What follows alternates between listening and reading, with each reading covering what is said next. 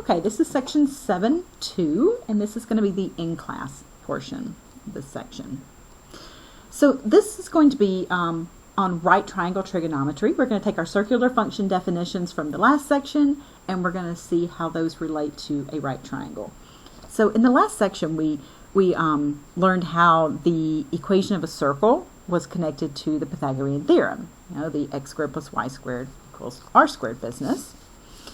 So here, if we look at this terminal side going through this point xy, and we just drop this straight down, we know that distance is y, and we know this distance is x, because that's how you get to a point, right? If the point's xy, you go out x units, and then you go up y units, right?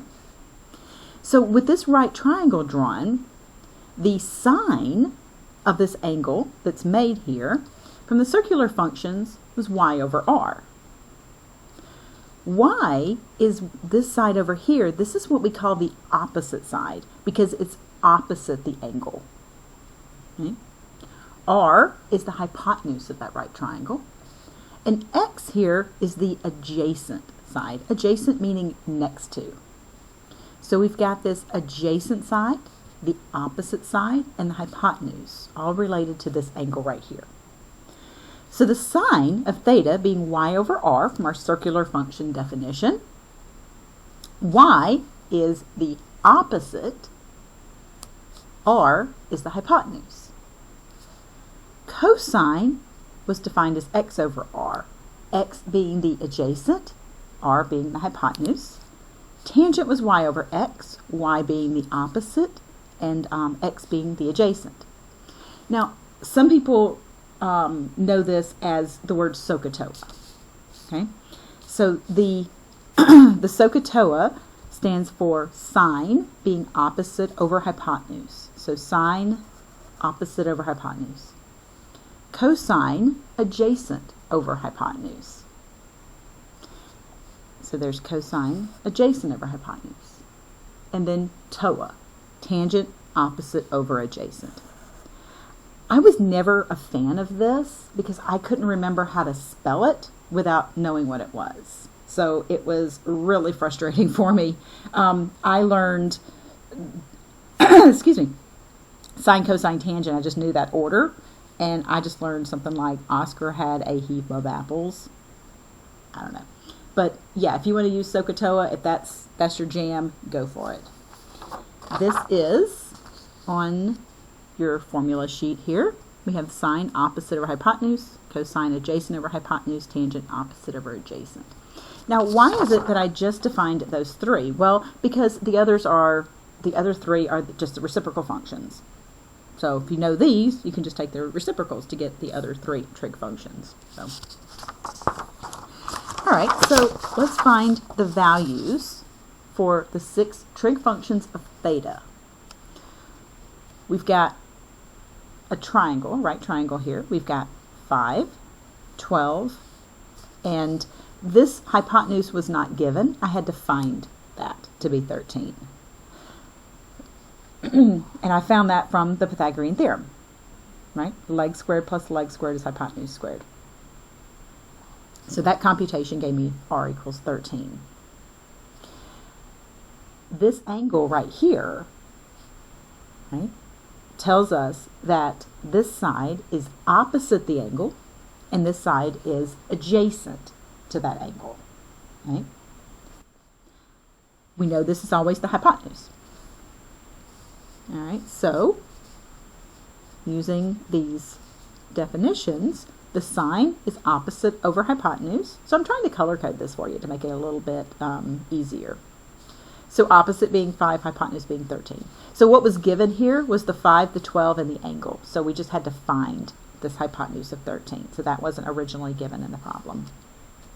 Cosine, adjacent over hypotenuse. So once you get all these sides labeled and you know which one's your opposite, which one's your adjacent, then you are ready to rock and roll through this. Tangent's opposite over adjacent, so it's 5 over 12. And then we've got the 3 reciprocal functions. So cosecant is just the reciprocal of the sine, so I just flip that fraction. Secant is the reciprocal of the cosine, so I just flip that fraction. and cotangent's the reciprocal of tangent, so I just flipped that 5 over 12. Easy peasy.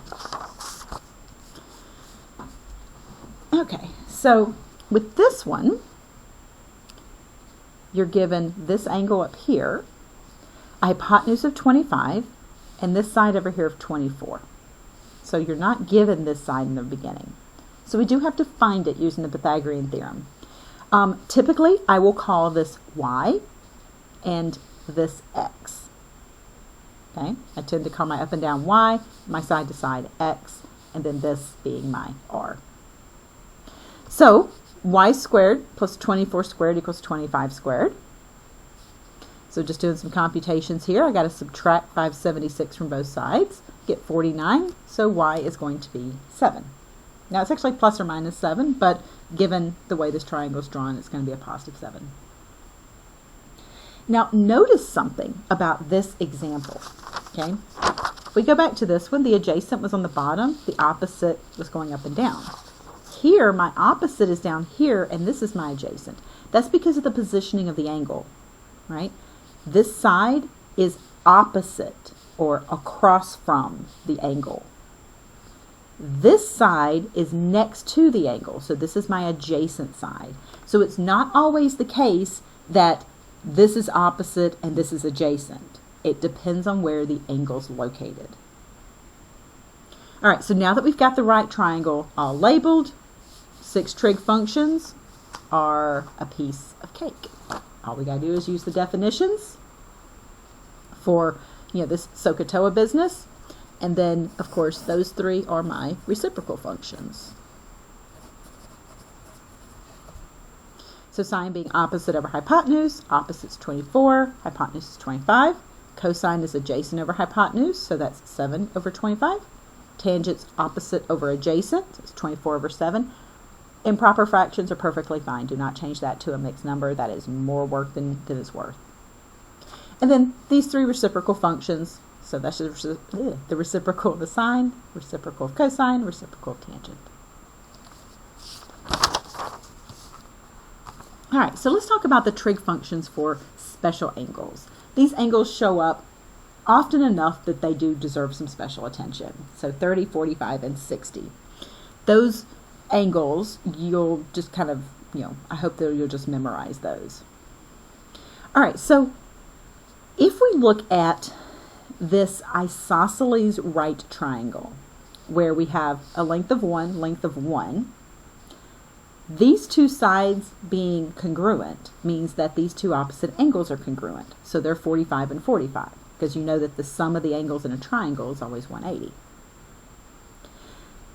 So with this 45, 45, 90 right isosceles triangle, if you use the Pythagorean Theorem, you get that that's going to be the square root of 2. 1 squared plus 1 squared equals r squared. So the sine is the opposite over the hypotenuse. If I'm just looking at this 45-degree angle, I could have just as easily looked at this one. I just chose this one instead. There's my opposite, there's my adjacent.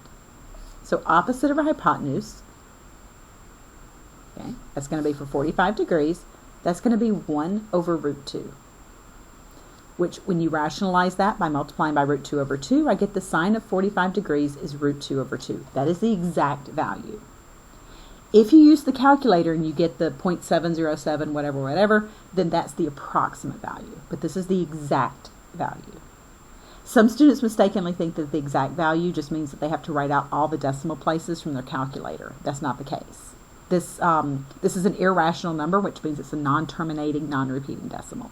So you can't write enough decimal places to make that exact.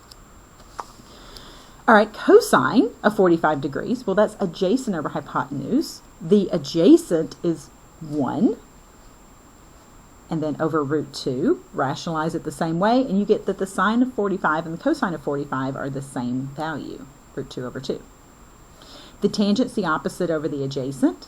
Up here, the opposite and the adjacent are both 1, so we get tangent of 45 degrees is 1. If we look at another right triangle, this one's what's called a 30, 60, 90 right triangle. because 30, 60, 90 degrees. The side lengths here are 1, 2, square root of 3. So if we look at 60 degrees, the sine of 60 degrees is opposite over hypotenuse. So it's root 3 over 2. For cosine 60, it's adjacent over hypotenuse. So it's 1 over 2. For tangent of 60, it's opposite over adjacent. So it's root 3 over 1. So you can see how I rewrote the triangle there to emphasize the 60 degrees and which side was which. Now for this 30 degree angle, now this is my opposite and this is my adjacent. So the sine of 30 being the opposite over the hypotenuse. So opposite over hypotenuse, you get 1/2. Cosine 30, adjacent over hypotenuse, that's root 3 over 2. Tangent 30 is 1 over root 3, which does rationalize to be root 3 over 3. Now, here's something kind of cool. You might notice that the sine of 60 degrees, okay, is the same as the cosine of 30 degrees. Is that just a freaky coincidence? No, it actually is not. It turns out that cofunctions of complementary angles are equal. Now, what's a cofunction? Well, sine and cosine are said to be cofunctions. Secant and cosecant. You see where I'm going here with this? Yeah. Tangent and cotangent. Those pairs are cofunctions. And remember, complementary angles just add up to be 90 degrees. They're positive angles that add up to be 90 degrees.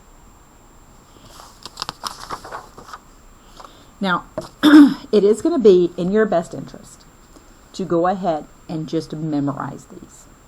Just memorize the sine, cosine, and tangent of 30, 45, and 60. It will make your lives so much easier because we will be using these so much in the class that if you have to look them up every single time, it's going to take so much extra time. You know, it's like saying, oh, I don't have to know how to spell anything. I can just look it up. Well, if you got a 10-page paper to write, you don't want to have to look up how to spell every single word, right? You don't want to have to spell check every single word. That's going to be exhausting. That's where we're headed with this. So it is going to be in your best interest to go ahead and memorize these. Okay, so let's find a cofunction. Let's talk about that cofunction of complementary angle business here. The sine of 31 degrees. Now, if we want to talk about a cofunction that has the same value, well, the cofunction of sine is cosine. The complement of 31 degrees is 59.